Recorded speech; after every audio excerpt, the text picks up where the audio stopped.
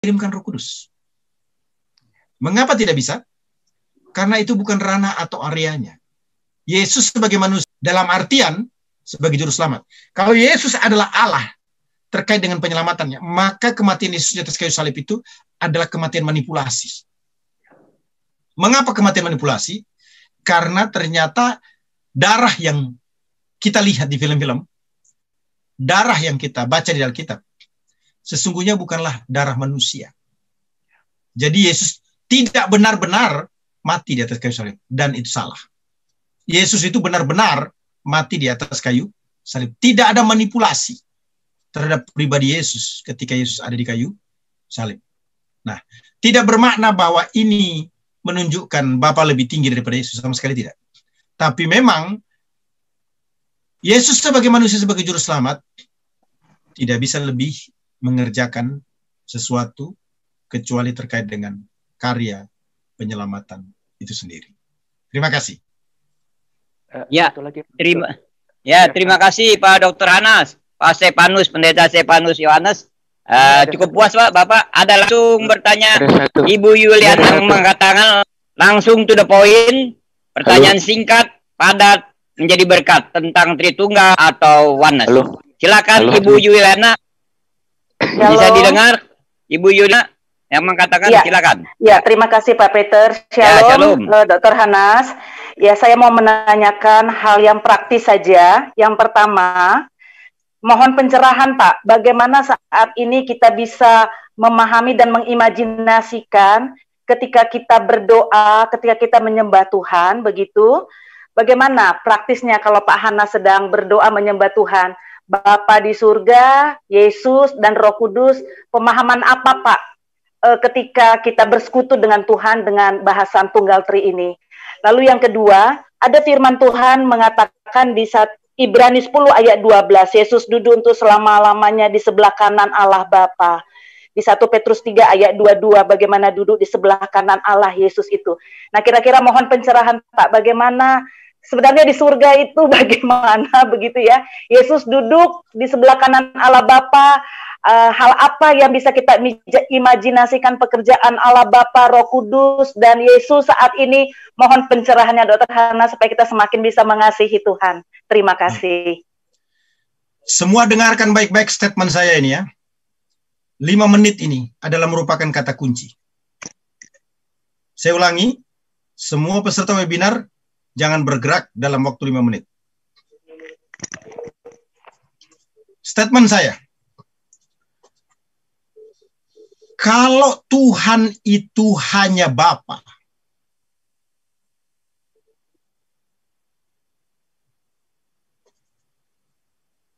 maksud saya kalau Yesus itu adalah Tuhan saja, tidak manusia, maka dunia ini pernah kehilangan kekuasaan. Saya ulangi. Kalau Yesus itu Tuhan saja, bukan manusia, maka Tuhan pernah mati di kayu salib. Itu artinya pernah dunia ini kehilangan Tuhan. Itu sebabnya Tuhan itu tidak bisa tunggal. Kenapa? Kalau Tuhan itu satu, Yesus mati, maka kehabisanlah ketuhanan di dunia ini. Pernah itu terjadi. Kapan? Waktu Yesus mati, dan itu merupakan kekeliruan. Tidak bisa tidak. Yang mati itu hanyalah Yesus Kristus. Sebagai manusia sejati. Karena Allah tidak pernah mati.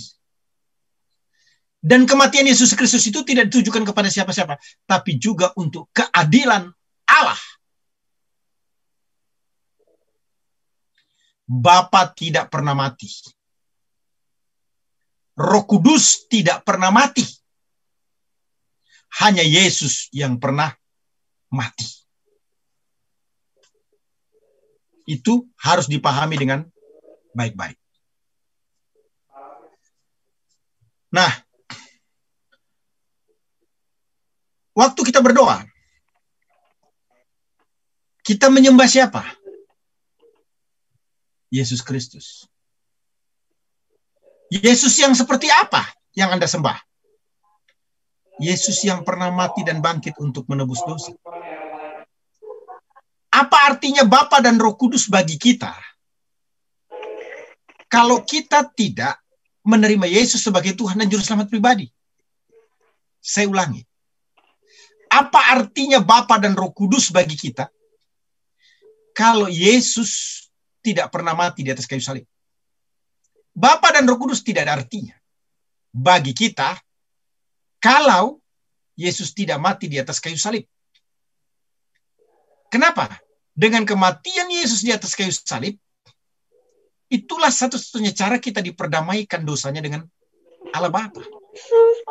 Yang bermusuhan itu kita dengan Allah Bapa di dalam dosa. Itu sebabnya Yesus datang untuk menyelesaikan permusuhan ini.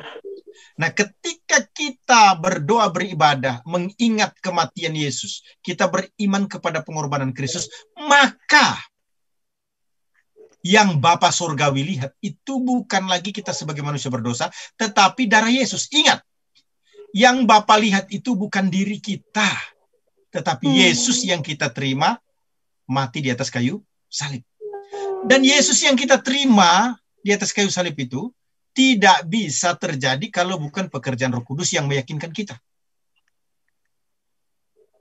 Ini penting untuk kita pahami bersama-sama. Nah, itu sebabnya saya mau sampaikan dalam kesempatan ini. Ketika kita berdoa dan menyembah, yang perlu kita ingat siapa? Yesus Kristus yang sudah mati di atas kayu salib.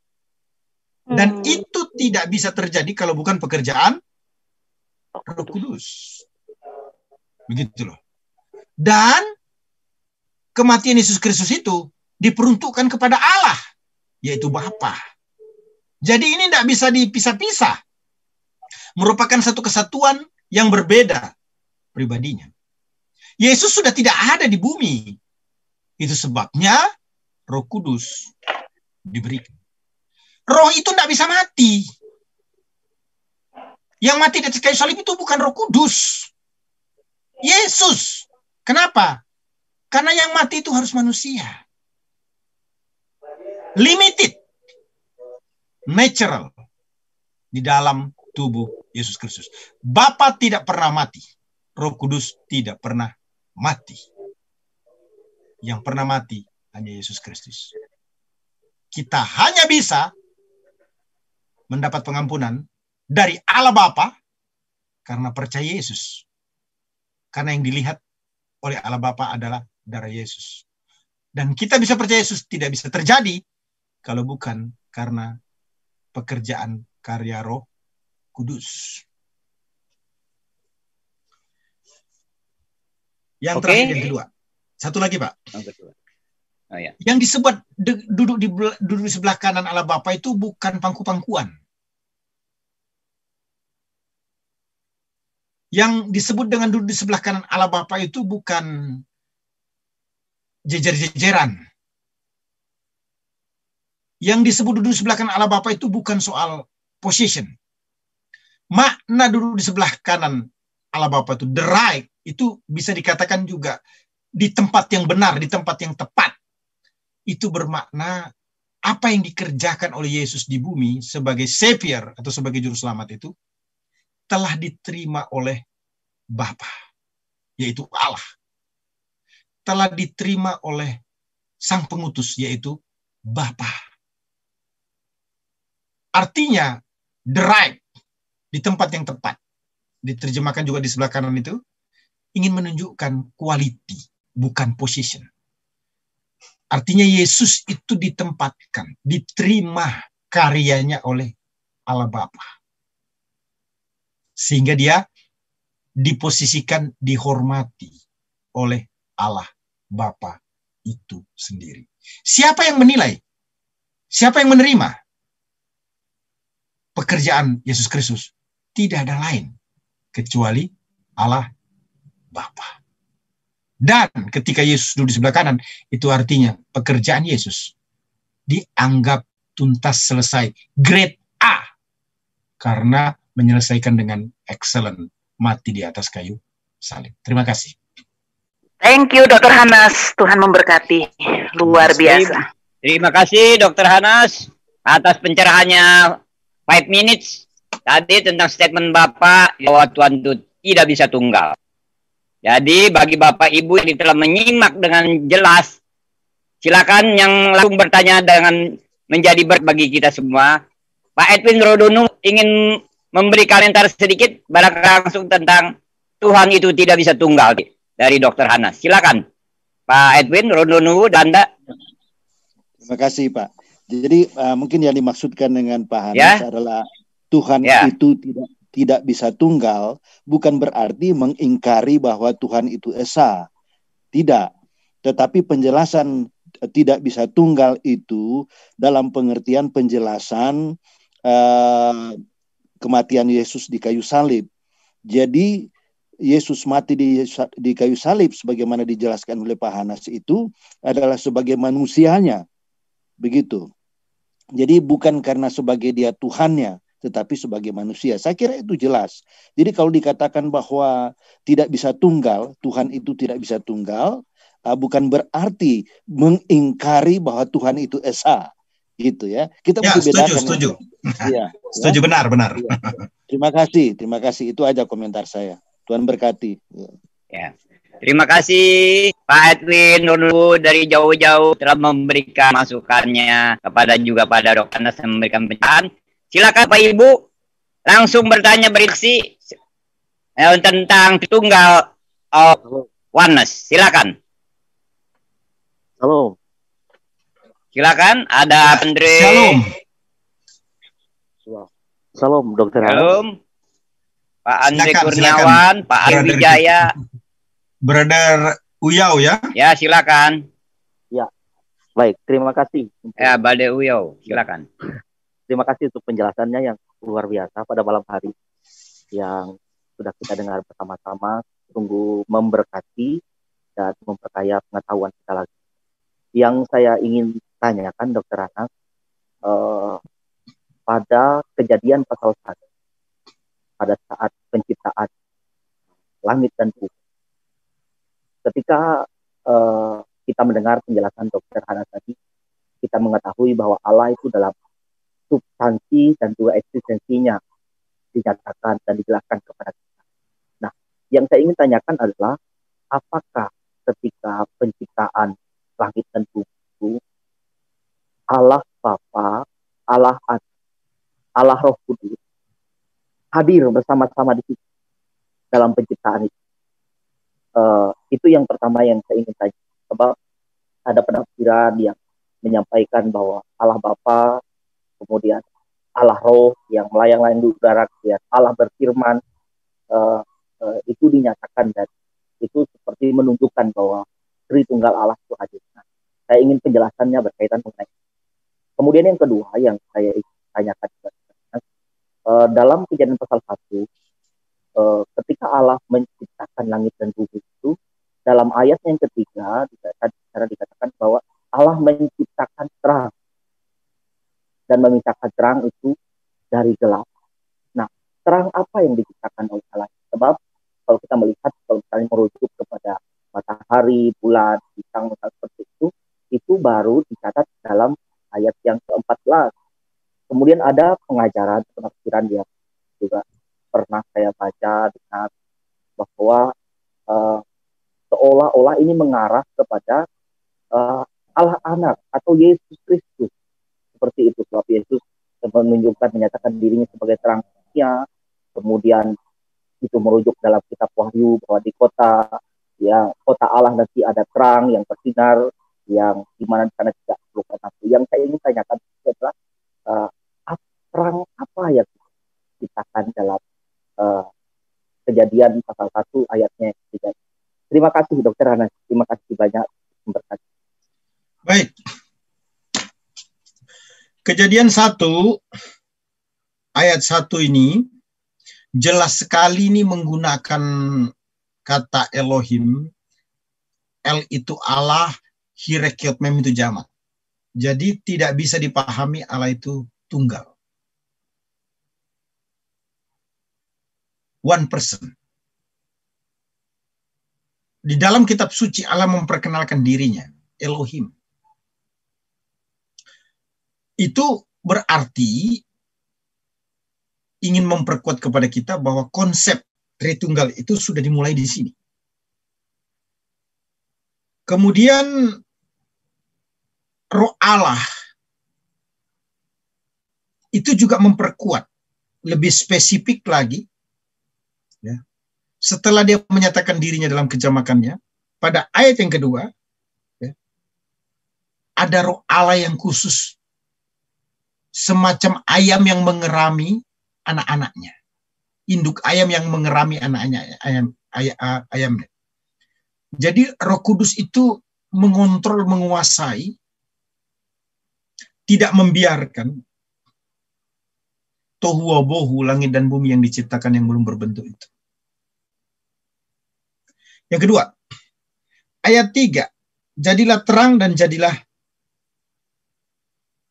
terang, lalu jadilah itu, lalu terang itu jadi.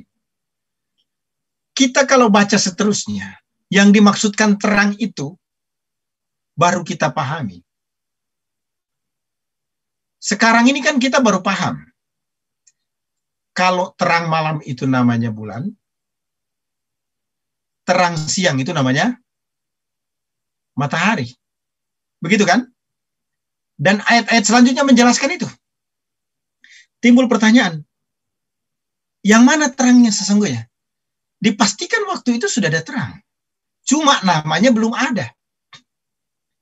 Nanti terang yang digunakan untuk malam itu ternyata adalah bulan, disertai bintang-bintang.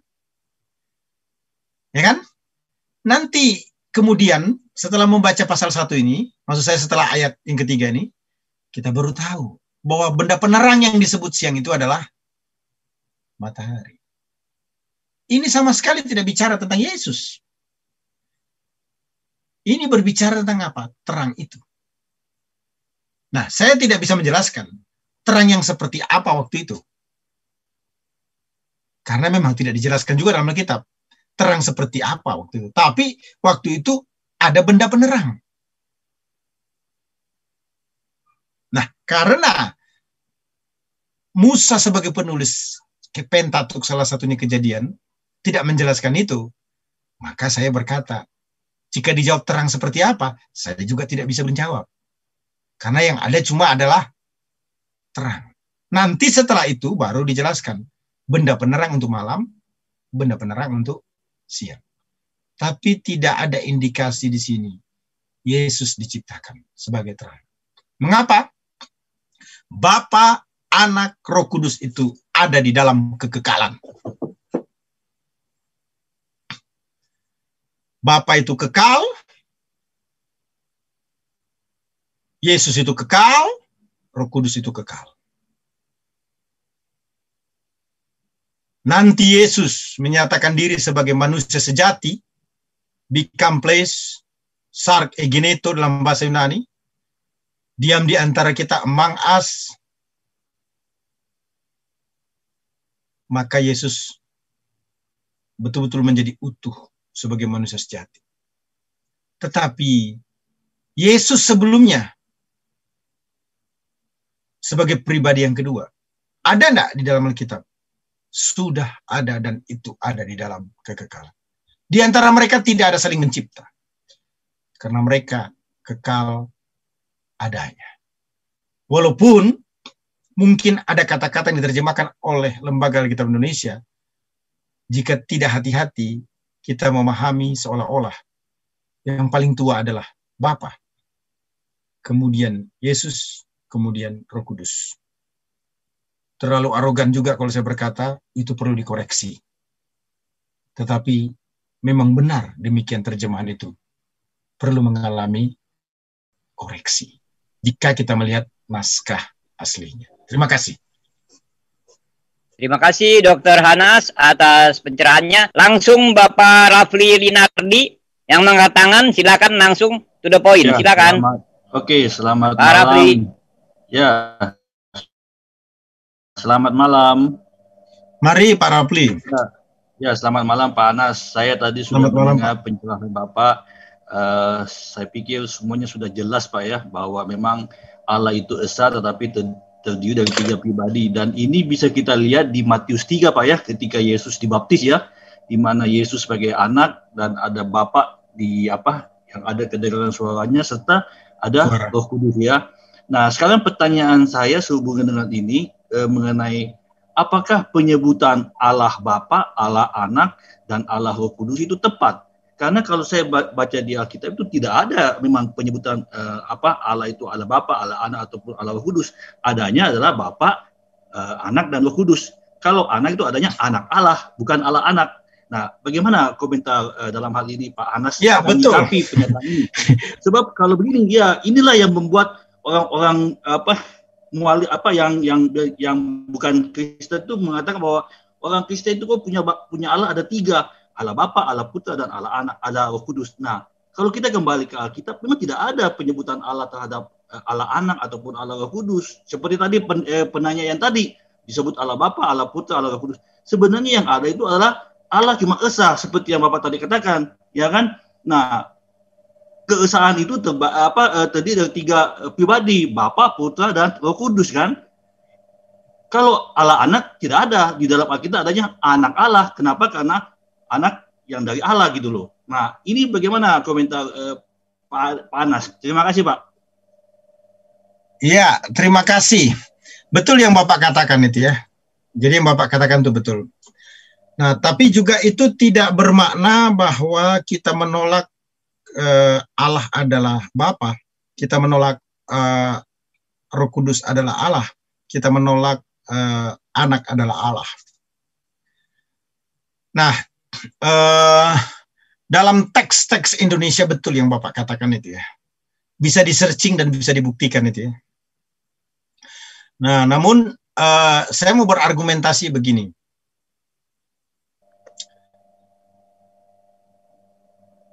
Elohim itu sudah dipahami dari Perjanjian Lama. Jadi ceritanya begini. Dalam analisis verbal ada yang namanya analisis historikal. Analisis historikal itu adalah analisis penggunaan sejarah kata. Itu yang jarang dijelaskan. Sejarah kata Elohim itu ingin menguatkan, meneguhkan bahwa dalam sejarahnya kata itu dipergunakan untuk menunjukkan apa? Kejamakan. Begitu loh. Yesus itu sudah ditampilkan dalam Perjanjian Lama sebagai teofani Allah. Ya. TUHN huruf besar itu sebenarnya mereproof, menunjuk kepada pribadi Yesus dalam Perjanjian Baru. Kalau Roh Allah sudah tidak usah ditanya lagi lah ya. Ya. Itu sudah ada di dalam Perjanjian Lama.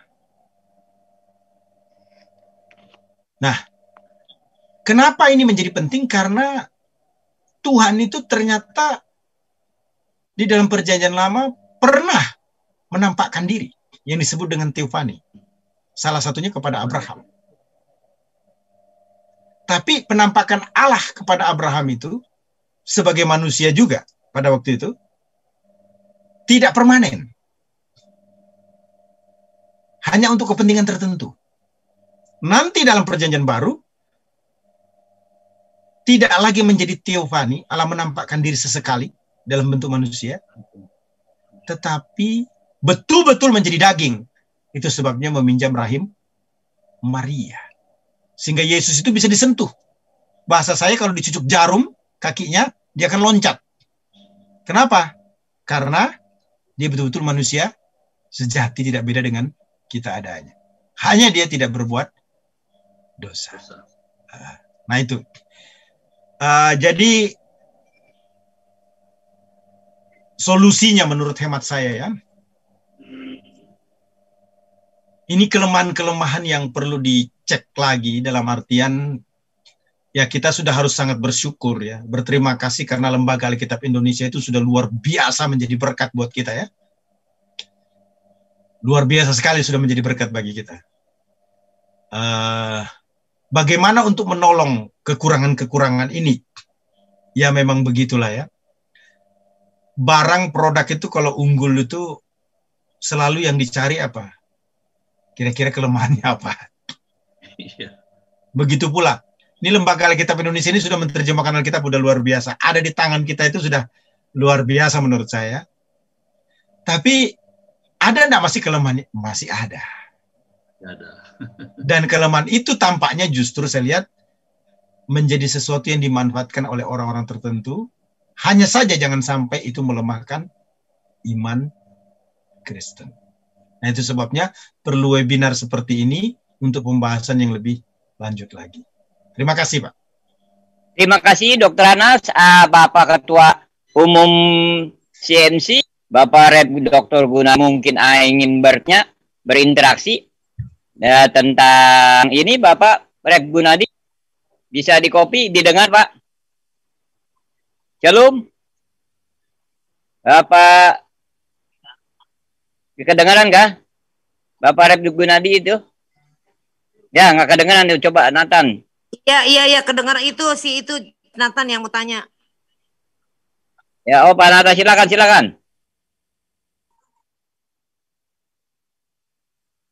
Ya, silakan.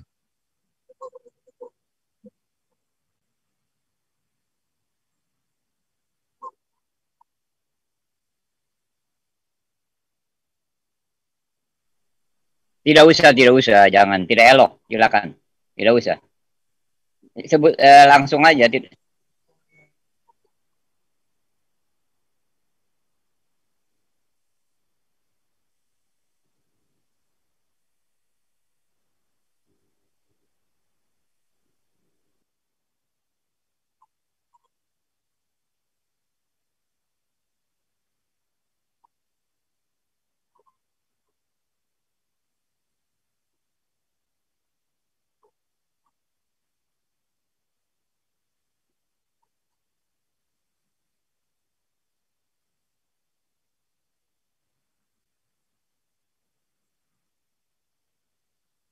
Baik, terima kasih. Sebenarnya yang paling utama itu baptisan apa toh? Baptisan itu yang paling utama itu menunjukkan bahwa orang itu menerima Yesus sebagai Tuhan dan Juru Selamat pribadi. Gitu ya. Nah, oneness ini satu paket. Satu paket. Ciri oneness, selain bicara tentang keesaan, yang kedua, orang harus dibaptis ulang. Hanya dalam nama Yesus. Only in the name of Jesus Christ. Jadi, siapapun yang join dengan organisasi ini harus dibaptis dalam nama Yesus Kristus. Kemudian, ada juga yang menyatakan dalam nama Bapa, Anak, Roh Kudus, yaitu Tuhan Yesus Kristus. Ada dua itu kan jenisnya kan? Ada tiga malah. Yang pertama dibaptis, sertifikatnya dalam nama Yesus, tidak ada Bapa, Anak, Roh Kudus. Yang kedua dalam nama Bapa, Anak, yaitu Tuhan Yesus dan Roh Kudus. Yang ketiga adalah dalam nama Bapa, Anak, Roh Kudus, yaitu Tuhan Yesus Kristus. Jadi tiga, saya ulangi. Pertama dibaptis hanya dalam nama Yesus Kristus, tidak ada Bapa, Anak, Roh Kudus. Yang kedua dibaptis dalam nama Bapa, Anak, yaitu Tuhan Yesus Kristus dan Roh Kudus. Yang ketiga dalam nama Bapa, Anak, dan Roh Kudus, yaitu Tuhan Yesus Kristus. Krusialnya itu ada di mana sebenarnya? Krusialnya itu ada pada iman. Percaya pada kematian dan kebangkitan Yesus. Bukan ada atau tidak nama Bapa, Anak, dan Roh Kudus, atau hanya nama Yesus, atau Bapa, Anak, Roh Kudus, yaitu Tuhan Yesus. Apakah kebaptisan itu menyelamatkan? Itu yang paling krusial kan? Maaf, dalam kerendahan hati ini saya ingin menyampaikan kepada kita semua bahwa baptisan tidak pernah menyelamatkan. Syarat untuk memperoleh surga adalah iman kepada Yesus. Tapi baptisan pasti dilakukan Karena itu bagian daripada ketaatan atau keberimanan kepada Tuhan. Buah daripada keberimanan itu menyerahkan diri untuk dibaptis. Jadi, saya tidak pernah mempermasalahkan soal jenis-jenis baptisan itu atau nama-nama itu. Namun, dalam kesempatan ini, saya dengan penuh kerendahan hati mau berkata juga, di mana kita bergereja, dalam denominasi itu, kita harus menjunjung tinggi doktrin tersebut. Nah, kalau gereja di mana kita melayani itu dibaptis dalam nama Yesus saja, harus ikut aturan itu. Mengapa? Karena Anda menyerahkan diri dan bergabung dengan denominasi tersebut. Terima kasih. Terima kasih Dr. Hanas. Langsung to the point Bapak Max Ibrahim tentang Tritunggal versus Oneness. Langsung silakan Pak. Waktu semakin maaf, silakan. Baik, terima kasih. Sebelum tentang Trinitas, kembali bahwa baptisan itu hanya dua, Pak. Baptisan oleh ada iman dan baptisan yang tidak beriman. Cuma dua aja. Mengenai Trinitas. Memang ini mungkin satu sisi persoalan ini enggak begitu membahana kalau bukan timingnya saja ini sekarang nih Pak. Karena sekarang lebih dominan yang melanda gereja itu postmodernisme, tak peduli yang lalu, yang penting sekarang. Tetapi karena mungkin kebanyakan waktu di rumah, sehingga ada renungan yang mengangkat hal-hal yang menjadi sesuatu yang digumulkan karena berpikir supaya tidak menjadi batu sandungan. Kata yang mungkin rumusan teologis, tetapi tidak applicable dalam pemahaman bermasyarakat. Dalam konteks mungkin pemahaman kekristenan. Karena memang Trinitas ini membuktikan bahwa bahasa itu datang dari kutub. Yang kemudian dirumuskan oleh orang-orang yang ahli audiovisual bahwa semampu-mampunya seseorang mengkomunikasikan apa yang dalam hati dan pikirannya, paling tinggi 75%, 75%. Ada modal kesalahpahaman 25%. Itu para ahli audiovisual komunikasi.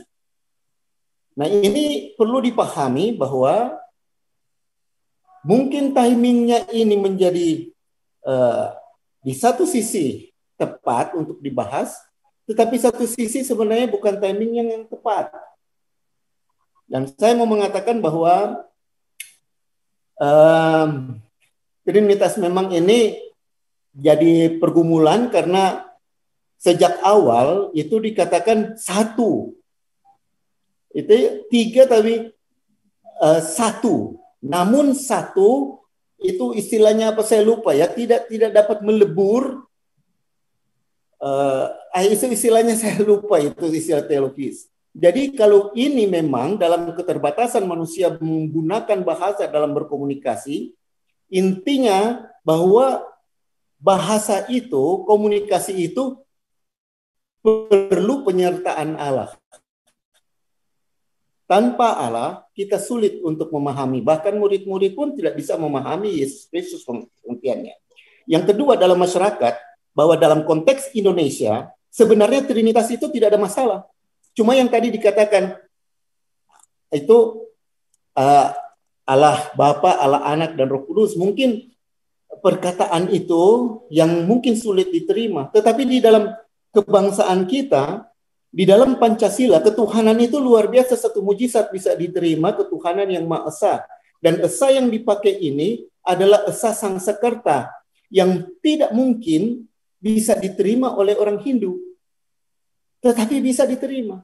Bahkan untuk memahami keesaan bahwa Tritunggal itu sebenarnya, selain di dalam Kristus Yesus bisa kita mengerti, tapi sulit untuk dikomunikasikan, diberikan pengertian, tetapi bagi orang yang mengenal, yang tahu dalam Al-Quran itu lebih jelas bisa dijelaskan tentang Allah itu Tritunggal. Cuman hanya kata-kata itu, Allah Bapa, Allah Anak, dan Allah Roh Kudus yang menjadi batu sandungan. Sebab itu mungkin perlu dikomunikasikan bagaimana yang terbaik, Pak, supaya di Indonesia ini kita bisa hidup tidak menjadi batu sandungan oleh karena teolog inilah yang mengungkapkan hal-hal yang dia tidak dibutuhkan oleh masyarakat. Di dalam tataran teolog boleh, tetapi dilontarkan dalam masyarakat dalam timing seperti ini, orang banyak waktu di rumah, itu membahana kemana-mana, dan akhirnya bingung semua. Karena sedangkan bikin gereja setan pun ada pengikutnya. Sudah tahu setan, gereja setan ada saja pengikutnya. Nah, saya pikir begitu, ini hanya pandangan saja, Pak. Ini terima kasih banyak Pak Hanas, Dr. Hanas, saya terima kasih banyak. Ya, terima kasih Pak Max. Betul yang Pak Max sampaikan tadi ya. Masalah Tritunggal ini sebenarnya cerita jadul. Cerita jadul, tapi karena ini kita COVID-19, kemudian juga istilahnya yang mencoba mengupload ke video dan sebagainya ini fenomenal, akibatnya ini menjadi sesuatu yang hangat begitu ya. Semua orang di rumah dan mendiskusikan atau mempercakapkan hal tersebut. Tapi begini, untuk konteks kita di Indonesia memang istilah Tritunggal itu menjadi polemik khususnya bagi saudara-saudara yang tidak seiman dengan kita. Makanya saya katakan, kalau Tritunggal ini dibahas terus, menjadi sesuatu yang kurang baik di telinga atau di pemahaman orang yang tidak percaya Tuhan. Dalam hal ini, percaya Yesus. Tidak percaya Yesus ya. Nah, ini kan istilah kita adopt dari bahasa Inggris Trinity. Sebutlah itu di Eropa atau di Amerika.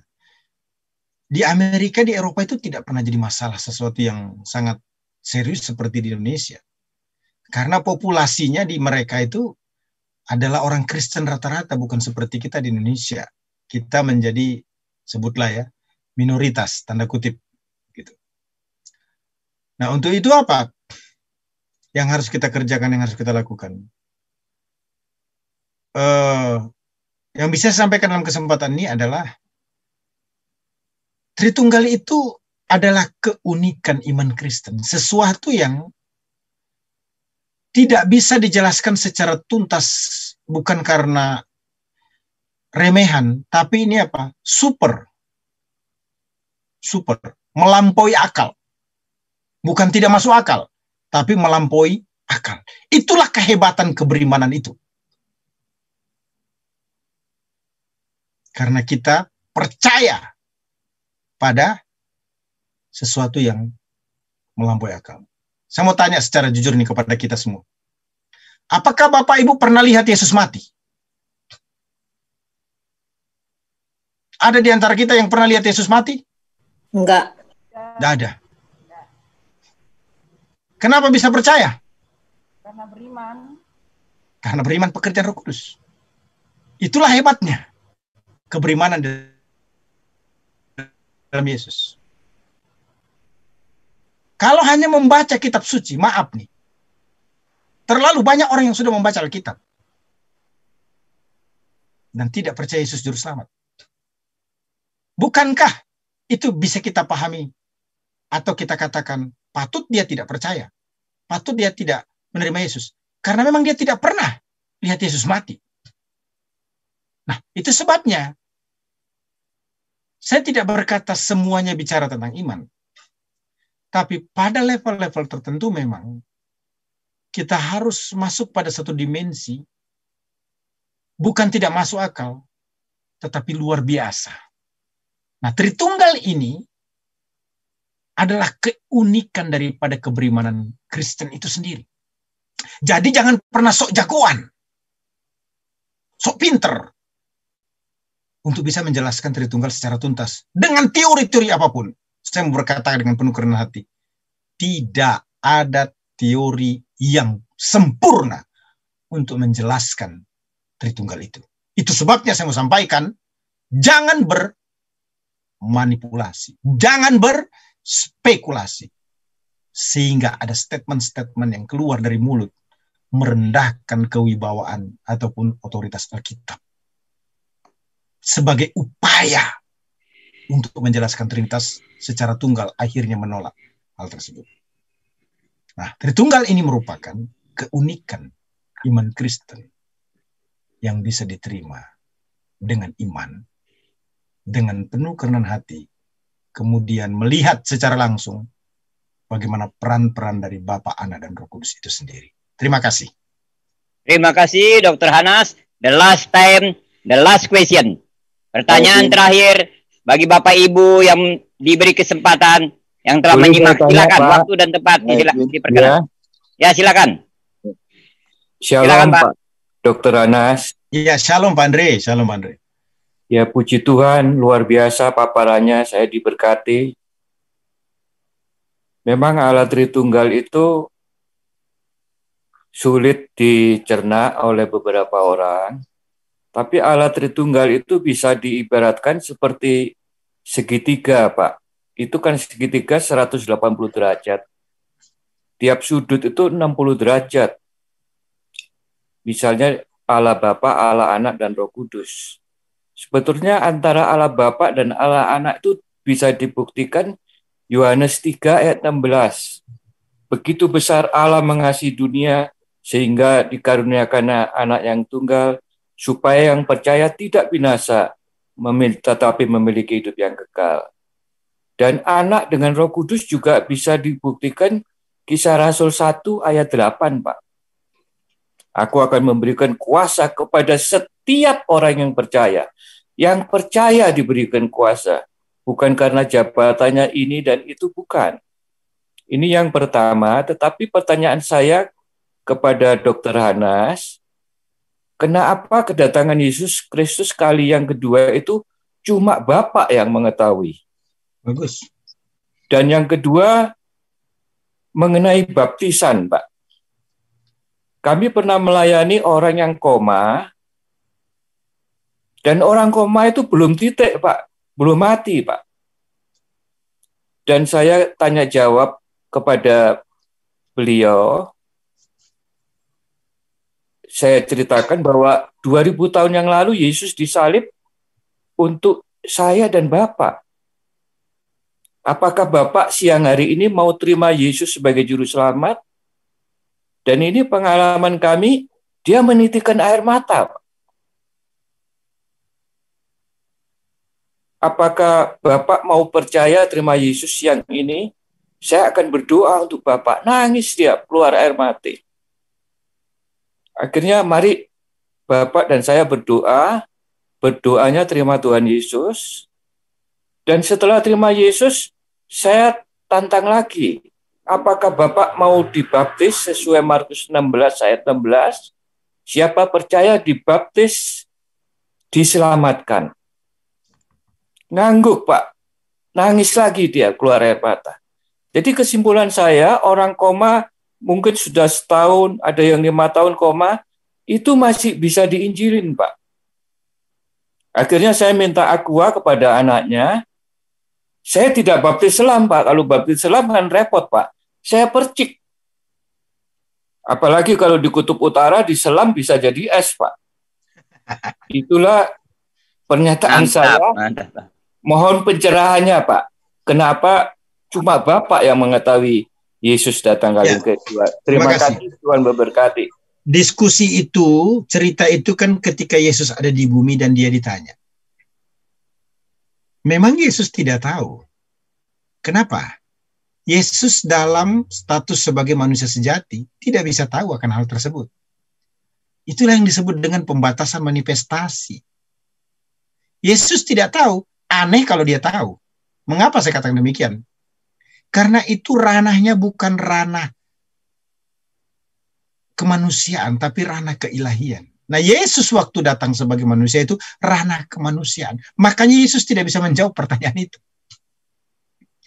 Karena itu terkait dengan apa? Kedatangan Tuhan. Terkait dengan rapture.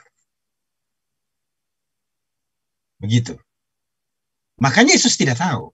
Karena dia ada dalam ranah sebagai manusia sejati. Dia sebagai penebus, Pak. Kalau Yesus tahu terjadi keanehan, jangan-jangan ini Yesus ini apa? Manipulasi ini. Pura-pura jadi manusia tetapi waktu disalib tidak merasakan penderitaan sebagai manusia. Cuma darah aja yang keluar tapi tidak sakit. Kayak orang dibius begitu. Tapi Yesus kan betul-betul manusia sejati. Dia merasakan penderitaan itu. Nah itu yang pertama. Yang kedua, setuju dengan apa yang Bapak katakan. Bahwa orang yang sedang koma itu masih bisa menerima Yesus. Ya, bisa diajak bicara, dalam artian dibisikin dan sebagainya. Walaupun mungkin dia tidak bisa memberi respon seperti yang normal yang kita harapkan. Satu pelayan yang luar biasa Bapak kerjakan, dan saya percaya Tuhan memberkati itu. Terima kasih, Pak Andre. Terima kasih. Oke. Terima kasih Bapak Darhanas, Pak Andre Wijaya yang telah memberikan testimoni kesaksian yang iya. Ya Pak Gunadi, sudah waktu jam 9 lewat. Apa ada mau pertanyaan atau bagaimana? Pak Peter, saya satu Pak Peter. Oh, silakan satu kali. Terakhir kali, silakan. Dari Makassar. Oh iya, shalom. Shalom, Pastor. Langsung Pak, langsung. The point. Silakan Pak. Selamat Pastor. Naiknya. Waduh, ini. Halo? Saya punya guru ini luar biasa pada malam hari. Saya didengar Pak. Halo. Ya, bisa didengar. Ya, Pak Daniel ya, silakan dari Makassar, silakan. Baik, makasih Pak Peter. Pastor Andi, Anas. Ya, shalom. Shalom. Terima kasih. Aduh, sehat ini, puji Tuhan. Puji Tuhan. Lagi. Ya. Saya sebenarnya ada flu berat ini, Pastor, tapi saya semangat untuk mau ikuti. Dengan adanya WA ini saya disampaikan, aduh, puji Tuhan. Nah, saya sangat responsif dan sangat diberkati dengan penjelasan yang luar biasa. Saya masih mengingat Pastor punya statement di kelas bahwa Pastor ini adalah orang pelayanan kontemporer, tetapi darah Injili. Nah, ini yang membuat saya luar biasa dan masih memegang teguh penjelasan-penjelasan tentang Tritunggal. Nah, ada beberapa yang lalu, Pastor, sebenarnya penjelasan ini banyak literatur yang saya baca. Memang Tritunggal ini cukup membingungkan orang kalau tidak mau belajar, banyak membaca dan mendalami. Nah, tetapi Tritunggal ini harus menjadi suatu pokok tonggak dalam iman kita, karena firman Tuhan itu banyak merefer tentang Allah Anak, Allah Bapa, dan Allah Roh Kudus. Nah, kalau Tritunggal ini tidak jelas di antara kita, saya setuju Pastor bilang bahwa buat orang percaya, buat orang yang belum percaya, jangan dijelaskan ini dulu, karena dia akan menambah bingung. Harus menjelaskan bahwa kabar baik saja dulu kepada Yesus Kristus, dipercaya enggak? Nanti setelah dia percaya, baru diberikan penjelasan yang lebih dalam lagi. Akan lebih memahami tentang apa yang dinamakan Tritunggal. Saya setuju itu, Pastor. Nah, tetapi yang sekarang ini adalah banyak para teolog justru mengaburkan ini tentang Tritunggal. Ini yang saya sangat tidak mengerti. Saya tidak perlu menyebut siapa, tapi baru-baru ini di YouTube banyak sekali sampai harus keluar daripada sinode. Sebenarnya kita jangan berkeras hati tentang pemahaman tentang Tritunggal ini.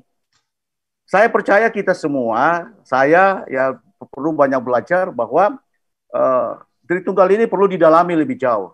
Yang penting adalah keyakinan kita kepada Tuhan Yesus bahwa Dialah yang menyelamatkan kita. Itu saya setuju. Tetapi pembahasan Tritunggal ini harus juga tuntas di dalam diri kita masing-masing. Jangan sampai Tritunggal ini membuat kita jadi kurang yakin. Nah, oleh sebab itu ada penjelasan lain, Pastor, yang saya baca ya melalui YouTube juga. Ini bagus ini. Adalah seorang mengajar dia dari gereja GBI, namanya Grace kalau saya tidak salah, ada di YouTube itu, menjelaskan dia adalah dari Eropa Timur, dan Eropa Barat ini penjelasan mereka dari MYM ya, Bapak Pendeta MYM ini, dan ini komplit. Tambah pastor lagi di sini, ini lebih clear lagi masalahnya. Jadi ini perlu kita semua belajar tentang apa yang dikatakan oleh Tritunggal itu. Jangan otak kita yang dipakai untuk mengukur itu Tritunggal. Itu yang salah. Tapi justru karena firman Tuhan itu kita mencari supaya mendalami apa yang disebut itu dengan Tritunggal. Allah Bapa, Allah Anak, Allah Kudus, seperti yang digambarkan oleh pastor tadi, itu segitiga. Segitiga itulah yang tidak terpisahkan. Jangan sampai teman-teman dari yang lain, bapak-bapak pendeta yang lain, ya ada beberapa sih yang pendeta tidak mengakui keesaan.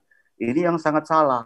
Saya kira itu yang perlu dikelirkan, Pastor, supaya kita lebih bagus lagi tentang amanat agung ini ke depan, bahwa bukan lagi minoritas. Bisa Tuhan berperkata kita jadi orang yang mayoritas di Indonesia. Terima kasih, Pastor. Ya. Tuhan. Amin. Amin. Terima kasih banyak Pak Daniel Kalam kita yang sudah join bersama dan memberikan pencerahan peneguhan kepada kita. Tuhan memberkati. Selanjutnya serahkan kepada Pastor Peter. Oke, Bapak Ibu saudara sekalian, waktu telah berlalu panjang. Bagaimana Bu Nadi? Pak Ketua. Bapak Peter tutup doa. Oke, mari kita bersatu dalam doa bersama dalam acara webinar ini. Bahas Surgawi. Di dalam nama Tuhan Yesus Kristus, kami telah mendengar acara Zoom webinar hari ini tentang Tritunggal ataupun panas. Biarlah hati kami buka untuk kemuliaan nama Tuhan Yesus sebagai satu anggota tubuh Kristus. Engkau adalah kepala gereja kami yang hidup. Karena Tuhan Maha Hadir, Maha Pengasih, Maha Penyayang. Kami hendak berpisah satu dengan yang lain dalam acara webinar ini. Pada malam yang telah semakin larut, biarlah kami yang dari dekat maupun dari jauh, Tuhan lindungi berkat kami, sehingga kami besok bangun pagi hari dengan segar dan bisa bertemu pada acara webinar yang akan datang. Terima kasih Tuhan Yesus. Berkat Tuhan senantiasa melindungi kami. Di dalam nama Yesus Kristus, dari Allah Bapa dan Anak dan Roh Kudus, kiranya memberkati kami semua. Haleluya. Amin. Shalom, shalom. Bapak Ibu saudara sekalian. Terima kasih. Terima kasih Dr. Hanas. Tuhan memberkati. Pencerahannya Bapak Ibu. Edwin dulu. Ya, selamat malam. Bu Nadi, Bu Yana, teman-teman. Ibu. Terima kasih Pak Anas.